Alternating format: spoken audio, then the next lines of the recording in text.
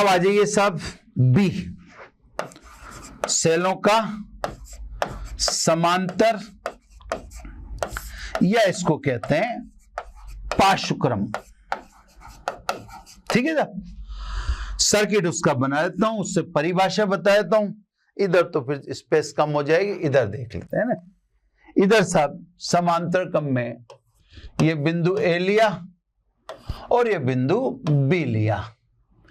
ए और बी के बीच में दो शाखाएं ले ली। ये विद्युत वाहक बल E1 और E2 है ना, और ये आंतरिक प्रतिरोध R1 और R2। ये विद्युत वाहक लिख दें E1, ये विद्युत वाहक लिख दें E2। ठीक है साहब, और इधर साहब ये इससे जोड़ दीजिए। क्लियर, थोड़ा छोटा बन गया, चलता है। मैंने आपको बता ही दिया धारा की सप्लाई के लिए शॉर्ट सर्किट नहीं होना चाहिए, इसलिए विद्युत प्रतिरोध आप अवश्य जोड़ें, है ना। इस सेल ने धारा दी I1, इससे धारा मान लो I2, यहां पर आ गया आप I1 प्लस I2 बराबर I लिख दें। ये सब वापस आई और फिर जो जितनी देता है उसको वापस उतनी रवाना होनी है। E1 ने I1 दी तो उसको I1 रवाना होनी है, E2 ने I2 दी तो उसको वापस I2 रवाना होनी है। ठीक है, इसका इक्विवेलेंट सर्किट वैसे ही बनाना है। ये सब तुल्य विद्युत वाहक बल, तुल्य आंतरिक प्रतिरोध, कंपैरिजन करेंगे अपन, है ना। एक मिनट, सर्किट थोड़ा सा सही बनने चाहिए, है ना। ये E इक्विवेलेंट और ये आपका विद्युत प्रतिरोध कैपिटल R, धारा एज इट इज दिखा दोगे आप। क्लियर, ये सब आपने सर्किट दिखा दी, उधर भी इधर भी। ये तो मेन, और तुलना उससे कर लेंगे जी इक्विवेलेंट से। हमें यहां भी उद्देश्य ध्यान रखना है कि हमें धारा की प्रबलता ही ज्ञात करनी है, तो हम धारा पर ही यहां पर भी फोकस करेंगे, है ना साहब। अब बात करें साहब पहले डेफिनेशन की, है ना। एक मिनट, थोड़ा सा यहाँ पे इसको सही कर दूं मैं। यहाँ पे टूट रहा, बिल्कुल सही तो हो गया एक बार में ही, लेकिन कुछ चीजें मिस होगी वहां पे। धारा की दिशा मिस होगी, बाकी तो सही हो गया। ठीक है ना। तो सब सर्किट थोड़ा सा, अब मेरे पास क्योंकि उपयुक्त उपकरण नहीं है तो थोड़ा सर्किट मेरा अट्रैक्टिव बनना चाहिए। चीजें अट्रैक्ट करती हैं, काम की होती हैं। थोड़ा सा सर्किट वगैरह जब बनाए तो थोड़ा अच्छा बनाए, मतलब मजा आए थोड़ा पैमाना वगैरह यूज करके। अब देख, पहले डेफिनेशन बात कर लें। डेफिनेशन की बात करें तो दो या दो से अधिक सेलों का ऐसा संयोजन जिसमें एक जैसी ध्रुवता वाले टर्मिनल एक बिंदु से जुड़े हों। देख लो आप, दोनों धनाग्र ए से जुड़ रहे हैं और दोनों ऋणाग्र बी से जुड़ रहे हैं। तो मैंने यही कहा, दो या दो से अधिक सेलों का ऐसा संयोजन जिसमें एक जैसी ध्रुवता वाले टर्मिनल एक बिंदु से जुड़े हों, समांतर क्रम संयोजन कहलाता है। समांतर क्रम संयोजन में ए व बी के मध्य E1 और E2 विद्युत वाहक बल व R1 व R2 आंतरिक प्रतिरोध वाले सेलों को समांतर दर्शाया गया। दूसरी ओर ए व बी के मध्य विद्युत प्रतिरोध कैपिटल R जोड़ा गया है। अब सब ये तो ओम के नियम से ए व बी के मध्य विभवांतर आप निकाल ही लोगे ना, तो सब बाई ओम्स लॉ है ना। इसको यही लिख देता हूं शॉर्ट में, VAB is equal to IR। इसको एक लिख दो सब, क्लियर। अब VAB is equal to IR आपको ऊपरी शाखा में भी निकालना है और निचली शाखा में भी निकालना है ना। या आप ऐसे कर लो, क्योंकि I बराबर I1 प्लस I2, I1 का मान रख दो और I2 का मान रख दो, तो यहां पे सब अपने पास आइडिया ज्यादा है। चलो ऐसे करके देखते हैं, है ना। अब देखो, क्योंकि I is equal to I1 plus I2, ठीक है ना। अब इसको ऐसे ही रहने देते हैं, समीकरण 2 करके। I1 का मान ऊपरी शाखा से, है ना। तो by upper branch, by upper branch, है ना। ऊपरी ब्रांच में देखो सेल धारा दे रहा है, और ये मैं आपको बता चुका हूं, मैं बार बार बताता भी रहूंगा ताकि आपको बिल्कुल रट जाए एक तरह से। जब सेल धारा देता है तो इस इक्वेशन का पालन होता है। अब आई बराबर क्या लिखेंगे आप, E minus we upon are, है ना। जब तो ये बार बार देखते रहने से आपको याद हो जाएगा, ये एक अच्छा काम होगा, है ना। जब पेन भी चेंज कर लूं यहां पर मैं, और फिर हम I1, ऊपरी शाखा से I1 लिखोगे आप, तो ऊपरी शाखा से I1 लिखोगे तो कितना आएगा, E1 माइनस V अपॉन, भाई अपन लिखेंगे E minus V upon R1, है ना। समझ में आ रही है ना बात। ये एक मिनट पहले वहां दिखा दूं मैं आपको, इधर दिखाता हूं, है ना। क्यों लिखा साहब अपन ने, क्योंकि E1 is equal to V plus I1 R1। अब इससे मैंने लिख दिया I1 is equal to E minus V upon R1, है ना। वह अपर के बाद middle branch by middle branch, है ना। तो देखो इसको दो बाइफर्केशन कर दूं, अपर ब्रांच से लिख दिया आपने I1, है ना। Middle branch I2 is equal to same E2 minus V upon R2, ठीक है ना। ये सब अपर ब्रांच से आपने I1 लिख दिया और मिडिल ब्रांच से I2, ये दोनों वैल्यू किस में पुट कर दो, इक्वेशन 2 में, है ना। तो मैं नेक्स्ट पेज पे चलता हूं और इक्वेशन 2 में I1 I2 की वैल्यू पुट करता हूं। तो सब by equation 2 I is equal to I1, sorry I1 की वैल्यू क्या रखनी है अपने को, E1 minus V upon R1, I2 की वैल्यू क्या रखनी है, E2 minus V upon R2। Clear sir. इनको अपन सेपरेट कर लें, अलग अलग कर लें, सेपरेट करो सब, यानी I is equal to E1 upon R1 plus E2 upon R2 minus V common आ गया 1 upon R1 plus 1 upon R2। ये इससे सेपरेशन कर लीजिए आप, इससे सेपरेशन क्रिएट हो जाएगा। क्लियर, करते जाइए सब। I is equal to LCM ले लिया, एलसीएम ले लेते हैं अपन R1 इंटू R2,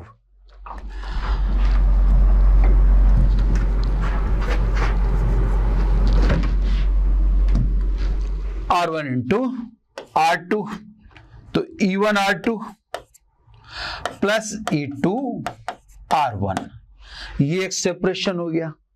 अब इधर आ जाओ, माइनस V, यहां भी एलसीएम ले लिया, R1 R2, इधर आ गया R2 और इधर आ गया R1, वो R1 प्लस R2 भी लिख दो, उससे कोई फर्क नहीं पड़ता।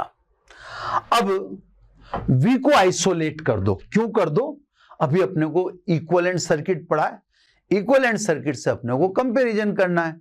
तो इक्विवेलेंट सर्किट से जब कंपैरिजन करेंगे तो पहले इक्वेशन को मैनेज कर देते हैं, है ना। तो सब V को इधर शिफ्ट करा, V R1 R2 upon R1 R2, ये V को shift is equal to E1 R2 plus E2 R1 upon R1 R2 minus I, है ना। V को आइसोलेट करना है, फिर दूसरे इक्विवेलेंट सर्किट के लिए अपन इक्वेशन लिख लेंगे और इन दोनों इक्वेशन का कंपैरिजन कर लेंगे, सब कुछ सामने आ जाएगा। तो सब अब V को आइसोलेट करना है, तो इक्वेशन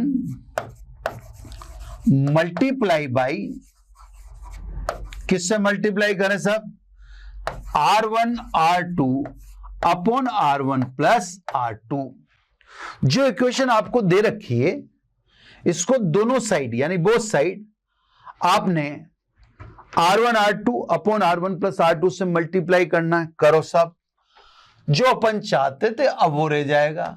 इधर आइसोलेट V रह गया, ये कैंसिल आउट हो गया। इधर R1 R2 कैंसिल हो जाएगा और इधर आ जाएगा E1 R2 plus E2 R1 upon R1 plus R2, ये यहां पे आ गया। और अब I आइसोलेट नहीं रहेगा, अब I इंटू उसके साथ में आ जाएगा R1 R2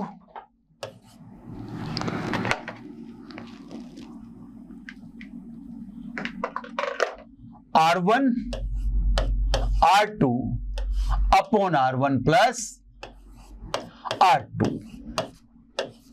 ये सब इक्वेशन नेक्स्ट ले लें, इसको इक्वेशन को इक्वेशन 3 बोल दें इसको। मेरा ख्याल है अपन इक्वेशन 3 समांतर क्रम संयोजन में अभी नहीं लिए, इक्वेशन 2 पे क्लोज कर रखा है, तो सब वापस आ जाए समझ कर इक्वेशन 3 ले ली। अब देखो सब ये क्यों किया, अब देखो मैंने तुल्य परिपथ से देखो सब तुल्य परिपथ धारा प्रदान कर रहा है, धारा दे रहा है, और जब सेल धारा दे तो V बराबर E माइनस आई आर होता है। ये बार बार रटवा रहा हूं मैं, जरूरत पड़ती है ना। तो तुल्य परिपथ से क्या लिखें साहब, V बराबर E इक्वल है ना माइनस आई आर इक्वल 3 व 4 की तुलना से।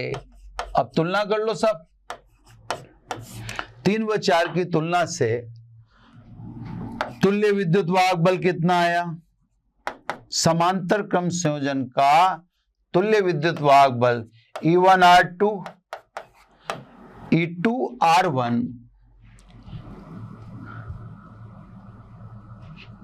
E2 R1 upon R1 plus R2। ये समांतर क्रम संयोजन का तुल्य विद्युत वाहक बल आता है। अपना उद्देश्य नहीं, अपना उद्देश्य करंट है ना। तो अपन तो करंट पे ही फोकस होंगे, पर अगर परिणाम बीच में आता है तो स्वाभाविक रूप से फिर अपने को वो परिणाम के बारे में टिप्पणी करनी पड़ेगी, कमेंट करना पड़ेगा। तो परिणाम आ रहा है तो अपने को कमेंट करना भी रहेगा। आर इक्वलेंट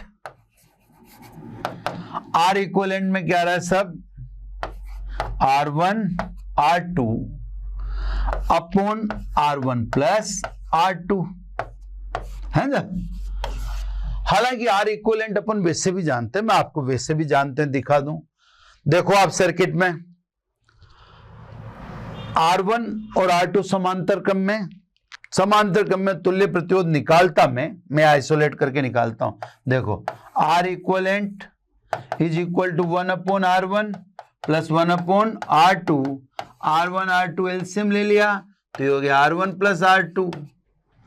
ये आ रहा है 1 अपॉन R इक्वलेंट, तो R इक्वलेंट कितना आएगा, उल्टा कर दो इसको, ये तो 1 अपॉन आ रहा है ना, R इक्वलेंट इतना ही आएगा। तो समांतर क्रम में इतना ही आता, ये तो हम जानते हैं पहले से, वो तो ठीक है, परिणाम आ गया तो अपन ने दिखा दिया।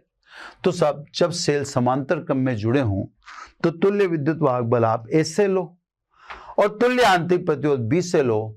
तुल्य आंतरिक प्रतिरोध को कहीं से लेने की आवश्यकता नहीं है ना। क्यों नहीं है, क्योंकि तुल्य आंतरिक प्रतिरोध तो हम जानते हैं समांतर क्रम में तो डायरेक्ट ही निकाल लेंगे। फिर भी ठीक है, कंपैरिजन किया है तो सब अतः कुल धारा कितनी होगी है ना।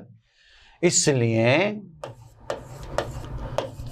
परिपथ में धारा है ना, परिपथ में धारा लिखोगे आप तो यही लिखोगे equivalent R plus R equivalent है ना। और ये अपन ने निकाल रखा है, ये है E1 R2 plus E2 R1 है ना। E1 R2 plus E2 R1 E2 R1 है ना, एक मिनट,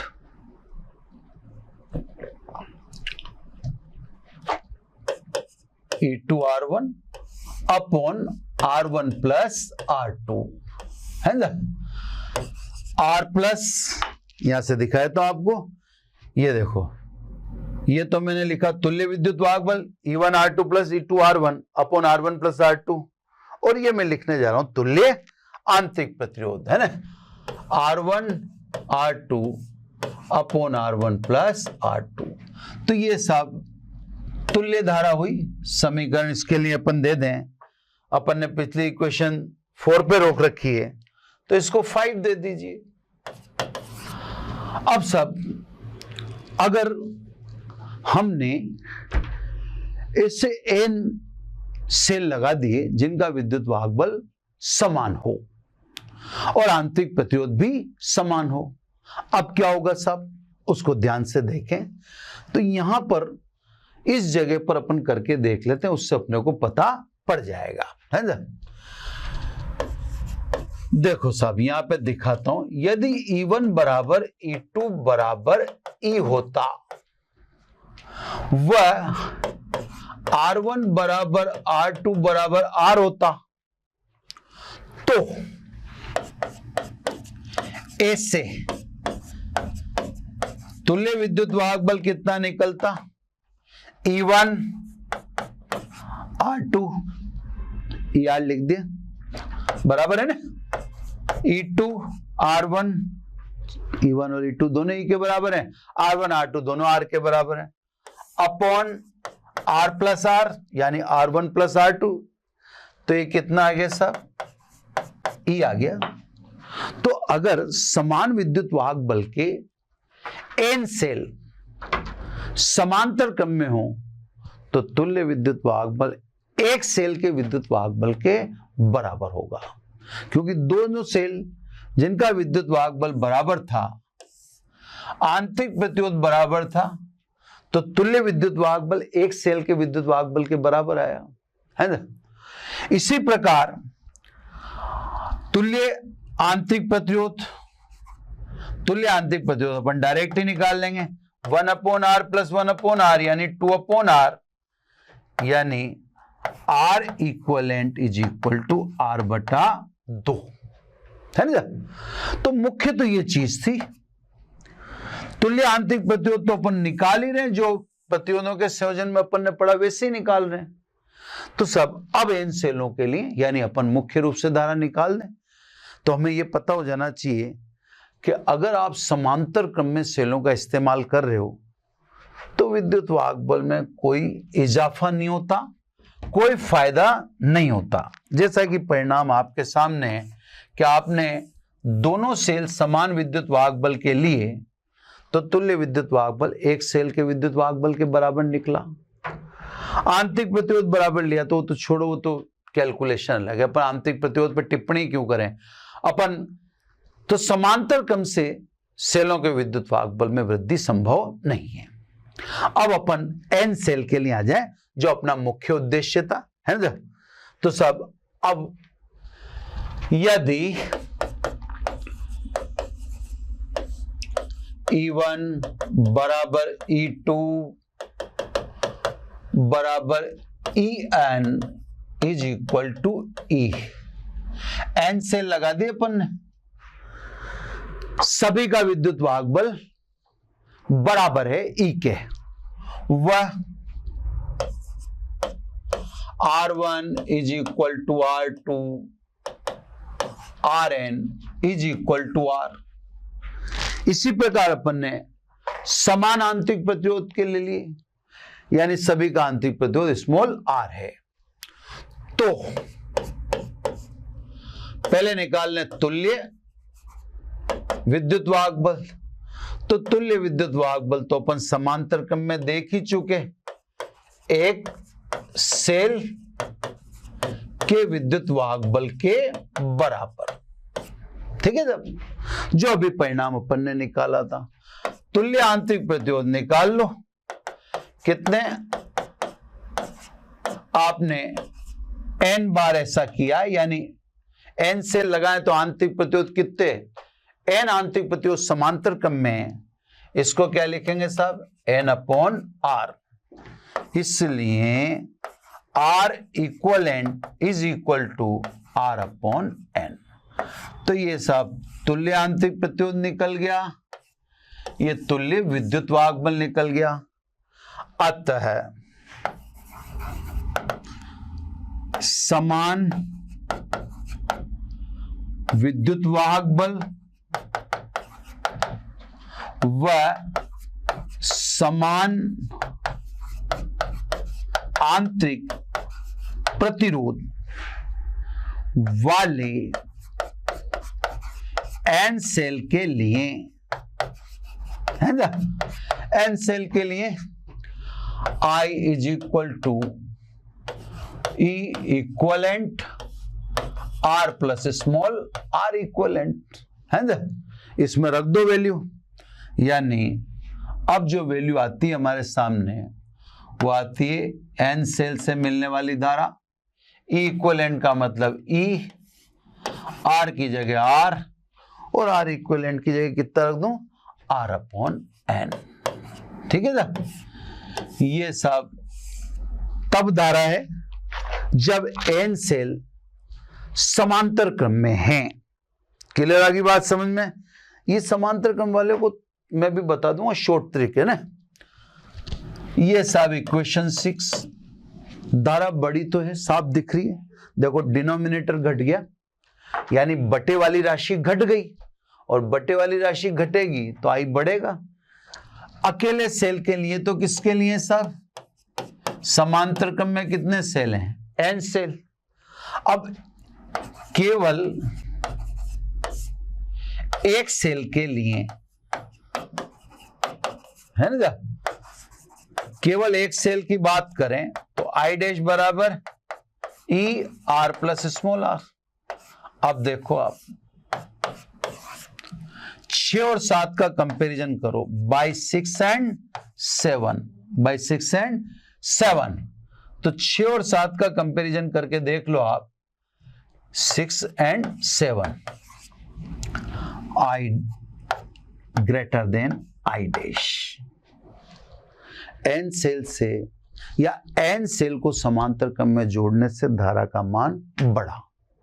तो एक बात तो ये क्लियर होगी कि साहब अगर एन सेलों को हम समांतर क्रम में जोड़ दें तो धारा की प्रबलता तो बढ़ेगी जैसे पहले बढ़ी थी, या यूं कहते हैं श्रेणी क्रम और समांतर क्रम सेलों के दोनों ही ऐसे क्रम हैं जिनसे धारा की प्रबलता में वृद्धि होती है। दिख रही है साहब, दोनों से धारा की प्रबलता में वृद्धि होती है, श्रेणी क्रम में भी होती है, समान। श्रेणी क्रम का इस्तेमाल कब करें वो मैं बता चुका हूं, जब विद्युत प्रतिरोध कैपिटल आर अधिक हो। समांतर क्रम का इस्तेमाल जो अपना चल रहा है धारा की प्रबलता बढ़ाने के लिए कब करें, तो आप 6 पे आ जाओ सब, नेचुरल जो फॉर्मूला है 6 में आप देखो कि धारा की प्रबलता बढ़ने का कारण क्या रहा, आंतरिक प्रतिरोध में स्मॉल एन का भाग जाना, डिवीजन होना। तो स्मॉल एन ने यानी एन सेलों ने आंतरिक प्रतिरोध को तोड़ दिया, छोटा कर दिया, इससे धारा बढ़ गई, है ना। तो सब धारा की प्रबलता को बढ़ाने के लिए समांतर क्रम संयोजन का इस्तेमाल तब करें जब सेलों का आंतरिक प्रतिरोध उच्च हो, है ना। तो अब आपके सामने बिल्कुल क्लियर तस्वीर है। क्या तस्वीर है क्लियर? श्रेणी क्रम से भी धारा बढ़ेगी, समांतर क्रम से भी धारा बढ़ेगी। श्रेणी क्रम को से अगर धारा बढ़ानी है तो उसका उपयोग तब करें जब विद्युत प्रतिरोध कैपिटल आर अधिक हो। समांतर क्रम से भी धारा बढ़ेगी, इसका इस्तेमाल तब करें जब आंतरिक प्रतिरोध स्मॉल आर अधिक हो। वहां capital R divided by small N है श्रेणी क्रम में, यहां small R divided by small N है, यानी सीधी सीधी समझ को याद रखने वाली बात है ही नहीं। स्मॉल एन का जिसमें भाग जाता है उसको तोड़ रहा है, या आंतरिक प्रतिरोध को तोड़ रहा है, वो विद्युत प्रतिरोध को तोड़ रहा है। क्लियर साहब? तो धारा की प्रबलता दोनों से ही बढ़ती है ना। अब एक चीज और, फिर लास्ट एक बात और मैं वो कह रहा था, वही कम मार्क्स में अगर ये चीज आ जाती है तो शॉर्ट ट्रिक लेनी पड़ेगी आपको, है ना। शॉर्ट ट्रिक अगर इतनी मार्क्स में नहीं आती, कम मार्क्स में आती है, तो आप क्या करना, कम मार्क्स का मतलब वो 1-2 नंबर में आ जाए, ये सेल ले लिया, या आंतरिक प्रतिरोध, ये सेल ले लिया, या आंतरिक प्रतिरोध, ऐसे करके एन शाखा ऐसे दिखा देना। सबका विद्युत वाहक बल समान, सबका आंतरिक प्रतिरोध समान। यहां आप अपोजिट दूसरे बिंदु से जोड़ देंगे, ये बिंदु बी, और ए बी को विद्युत प्रतिरोध कैपिटल आर से जोड़ देंगे, ठीक है जब, है ना। ये कैपिटल आर से जोड़ देंगे, यहां से आने वाली धारा I1, यहां से आने वाली I2 और यहां जाने वाली I। क्लियर सब, आपको सिंपल ऐसा करना है। अब आपको इस स्थिति में डायरेक्ट लिखना है, तुल्य विद्युत वाहक बल यानी E is equal to E। कारण लिख देना, क्योंकि समांतर क्रम में विभवांतर समान होता है। सभी जानते हैं, अपन कई बार इसको यूज कर चुके हैं, समांतर क्रम में विभवांतर समान होता है, तो सभी का विद्युत वाहक बल समान है, तो E रहेगा, है ना। तुल्य आंतरिक प्रतिरोध तो 1/r इक्वल, जैसा निकाला अपन ने, 1/r प्लस 1/r n बार का मतलब n/r, यानी R equivalent is equal to R/n। अतः बस डायरेक्ट ओम के नियम से ना, अरे मिक्स हो जाता है सब हिंदी इंग्लिश इसमें, अतः ओम के नियम से, ये मैं आपको कई बार बता चुका हूं, ओम का नियम ब्रांच में भी काम करेगा और कंप्लीट सर्किट में भी काम करेगा। तो आप लिख दो I बराबर तुल्य विद्युत वाहक बल बटा कुल प्रतिरोध। यह आपको बता ही चुके कि आंतरिक प्रतिरोध सदैव विद्युत प्रतिरोध के श्रेणी क्रम में होता है। E इक्वलेंट की जगह आप लिख देना, है ना, कैपिटल E, R की जगह R और इसकी जगह स्मॉल n/r।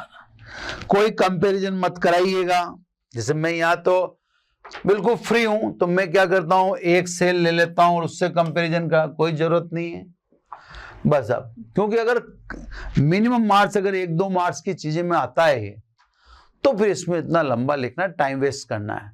तो आपको मैंने दोनों ऑप्शन दे दिए, जैसे श्रेणी क्रम में मैंने आपको बताया था, श्रेणी क्रम में भी एक ऑप्शन था आपके पास डायरेक्ट वाला, ये मैंने दिखाया था आपको, शॉर्ट मेथड, 1 और 2 मार्क्स की प्रॉब्लम, है ना। और इसी प्रकार मैंने आपको समांतर क्रम में भी शॉर्ट बता दिया, शॉर्ट वे क्या है ना। समांतर क्रम में देखो कोई कई चीजें अवॉइड भी कर सकते हो आप, ये इक्वेशन तो ध्यान रखना, ये तो इंपॉर्टेंट है ना। इस पे सवाल ऐसे पूछते तो नहीं है, लेकिन पूछ ले। समांतर क्रम में अगर अलग अलग विद्युत वाहक बल और आंतरिक प्रतिरोध दे दे तो ये जल्दी से अप्रोच करता है। तो ये इंपॉर्टेंट है नहीं, क्योंकि ये तो अपन ऐसे डायरेक्ट भी निकाल सकते थे, है ना। जब सेल समांतर क्रम में तो आंतरिक प्रतिरोध समांतर क्रम का निकाल ही सकते, उसमें कोई खास बात नहीं थी, है ना। तो ये इंपॉर्टेंट है। अब इसके बाद जैसे मान लो मैंने ये किया, मैं आपको दिखाता हूं, शॉर्ट कर सकते हैं, ये किया। अब आप इसके बाद इसको हटा सकते हो, E1 बराबर E2 बराबर E, आप डायरेक्ट ले लो। अगर एन सेल यानी आप इस पोर्शन को चाहो तो हटा सकते हो, शॉर्ट करने का तरीका है। इसको पूरे को हटा दो, आप टोटल को हटा दो। आप इसमें जैसे शॉर्ट करना आपको ये वाला, तो ये निकाल लिया आपने ए और बी के बाद आप डायरेक्ट, है ना, डायरेक्ट ये लिख दो आप, ये बीच का ये पोर्शन मत लिखो, मैं बता देता हूं एक बार, ये पोर्शन मत लिखो, ये वाला मत लिखो, है ना, इसकी कोई महत्व नहीं है। इससे अपन ने क्या कर लिया, कुछ भी तो नहीं किया इससे, तो इस पोर्शन को हटा सकते हो, ये पेज मिटा सकते हो, कोई जरूरत नहीं इस पेज की, है ना। आप डायरेक्ट इस पेज पे आ जाना, ये वाला, और इस पेज पे आके शॉर्ट कर देना। तो यहां भी छोटा करने का तरीका है। अब लास्ट, है ना, लास्ट में मैं आपको पेन चेंज करके दिखाता हूं एक इंपॉर्टेंट और वेरी इंपॉर्टेंट क्वेश्चन, है ना। देखो साहब, आई सीरीज में लिखा E upon R upon N plus small r, जो अपन ने सेलों को सीरीज में जोड़ा, है ना। I पैरेलल, जो अभी लास्ट में ये अपन ऊपर ही लिख रहा है आपके ना, इसमें अपन ने लिखा E R plus N upon R। पहले दोनों को मैं बॉक्स में डाल देता हूं, फिर बात करता हूं मैं जो इंपॉर्टेंट मैं कहना चाहता हूं उसके बारे में, है। इसके बारे में बता ही दिया। इसका इस्तेमाल तब करें जब कैपिटल R अधिक हो, उस समय धारा की प्रबलता बढ़ाने के लिए सीरीज का इस्तेमाल करें। इसका इस्तेमाल तब करें जब इंटरनल रेजिस्टेंस स्मॉल r अधिक हो, वो तो समझा दे। अब एक लास्ट बात जिसके लिए मैं नया पेज लेने के मूड में नहीं हूं, है, क्या श्रेणी तथा समांतर क्रम में, या क्या सेलों के श्रेणी व समांतर क्रम में धारा की प्रबलता समान हो सकती है? इसका उल्टा भी पूछ ले, समान प्रबलता की धारा के लिए श्रेणी व समांतर क्रम में क्या होना चाहिए? तो मैं आपको बता दूं, प्रश्न जैसे मैंने बोल दिया, मैं इसको यहां लिख देता हूं, इसको तो ब्लॉक करके, है ना, यहां लिख देता, है ना। यदि आंतरिक प्रतिरोध विद्युत प्रतिरोध के बराबर हो तो दोनों धाराएं बराबर हो जाएंगी, है ना। मैं उसको अलग से जमा के दिखाना चाहता हूं, इसलिए मैं इसको वापस यहां मिटा रहा हूं। मैं उसको पूरी तरह से ढंग से दिखाना चाहता हूं, है ना। ये इसको मिटा देता हूं, यहाँ मेरे पास स्पेस आ जाएगी। ये मैंने इसको भी थोड़ा सा गायब कर दिया, है ना, स्पेस के लिए। अब स्पेस आएगी। अब मेरी बात को ध्यान से सुने। दो तरह से क्वेश्चन हो सकता है कि क्या श्रेणी और समांतर क्रम में, सेलों की श्रेणी व समांतर क्रम में धारा की प्रबलता समान हो सकती है। पहला यह पूछे, श्रेणी व समांतर क्रम में धारा की प्रबलता समान होने के लिए क्या होना चाहिए? तो मैं आपको बता दूं, यदि